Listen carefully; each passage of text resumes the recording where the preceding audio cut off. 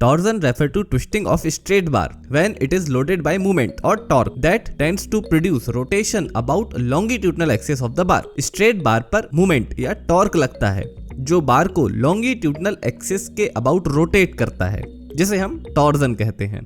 मान के चलिए एक स्ट्रेट सर्कुलर बार पर टेंजेंशियल डायरेक्शन में equal and opposite force P लग रहा है और इन दोनों फोर्स के बीच की दूरी है D। तो यह फोर्स बार के लॉन्गिट्यूडनल एक्सिस के अबाउट एक कपल फॉर्म करेगा और इस कपल को हम ट्विस्टिंग मूवमेंट या टॉर्क कहते हैं। And this torque is equal to the product of force and distance, जिसे हम T से डिनोट करते हैं। तो T is equal to P into D। So ऐसा unit of torque is comes out to be newton metre. तो torque की ऐसा यूनिट होगी न्यूटन मीटर।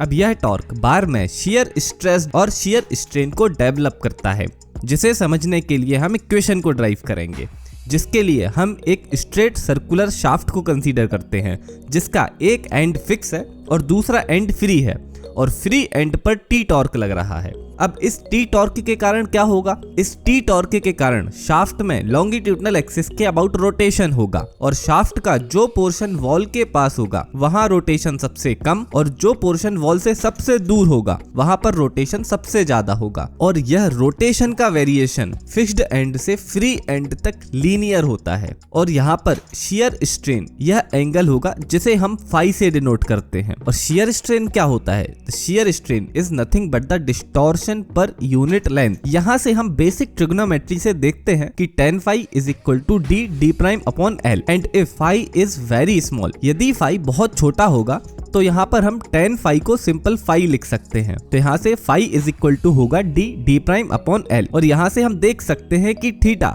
जो कि एंगल ऑफ ट्विस्ट है वो होगा d प्राइम अपॉन r के बराबर। तो यहाँ पर हम d prime is equal to लिख सकते हैं r इंटू थीटा, जिसे हम इस इक्वेशन में पुट करेंगे तो phi इज इक्वल टू होगा r into theta upon l जो कि लेंथ ऑफ शाफ्ट है। अब शियर स्ट्रेस और शियर स्ट्रेन के रेशो को मॉडुलस ऑफ रिजिडिटी कहा जाता है, जिसे हम G से डिनोट करते हैं और शियर स्ट्रेस को टाउ और शियर स्ट्रेन को हम फाई से डिनोट करते हैं। तो हम यहाँ पर लिख सकते हैं G is equal to tau upon phi और फाई की वैल्यू को हम इस इक्वेशन से पुट करेंगे जो कि है r into theta upon l। अब इस इक्वेशन को रीअरेंज करके हम लिख सकते हैं G theta upon l is equal to tau upon r, जिसे हम इक्वेशन A नाम देते हैं। अब देखिए टॉर्क के कारण शियर स्ट्रेस का वेरिएशन क्रॉस सेक्शन के सेंटर से रेडियल डायरेक्शन में लीनियरली इंक्रीज होता है। तो सेंटर से कैपिटल R डिस्टेंस पर मैक्सिमम शियर स्ट्रेस डेवलप होगा जो कि टाउ होगा और मान के चलिए स्मॉल r डिस्टेंस पर शियर स्ट्रेस Q डेवलप होता है। तो सिमिलर ट्राइंगल रूल से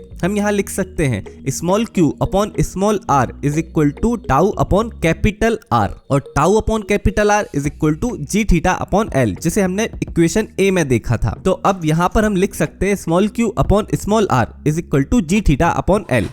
आई होप यहाँ पे आपको कोई डाउट नहीं होगा। अब इक्वेशन के सेकंड पार्ट के डेरिवेशन के लिए हम शाफ्ट के क्रॉस सेक्शन को कंसीडर करते हैं। इस क्रॉस सेक्शन में हम सेक्शन के सेंटर से स्मॉल r रेडियस पर एक एलिमेंट को कंसीडर करते हैं जिसका एरिया dA है और इस एलिमेंट पर Q शियर स्ट्रेस लग रहा है। अब इस शियर स्ट्रेस में यदि हम dA एरिया को मल्टीप्लाई करेंगे तो यह एक फोर्स बनेगा और इसके साथ यदि हम R का मल्टीप्लाई करेंगे तो यह हमें शाफ्ट के लॉन्गिट्यूडनल एक्सिस के अबाउट टॉर्क देगा और यदि हम इसे इंटीग्रेट कर दें तो यह इंटीग्रेशन इक्विलिब्रियम के कारण लगाए गए टॉर्क T के बराबर होगा। तो यहाँ से इक्वेशन फॉर्म होगी T is equal to integration of Q dA into R। अब यहाँ पर हम Q की वैल्यू को लिख सकते हैं G theta upon L into R और dA और R तो ज्यों का त्यों रहेगा। अब G theta upon L constant है तो यह इंटीग्रेशन के साइन से बाहर आ जाएंगे तो इक्वेशन बनेगी T is equal to G theta upon L integration of R square into dA और integration of R square into dA को पोलर मूवमेंट ऑफ इनर्शिया कहा जाता है। क्या होता है polar movement of inertia? Polar movement of inertia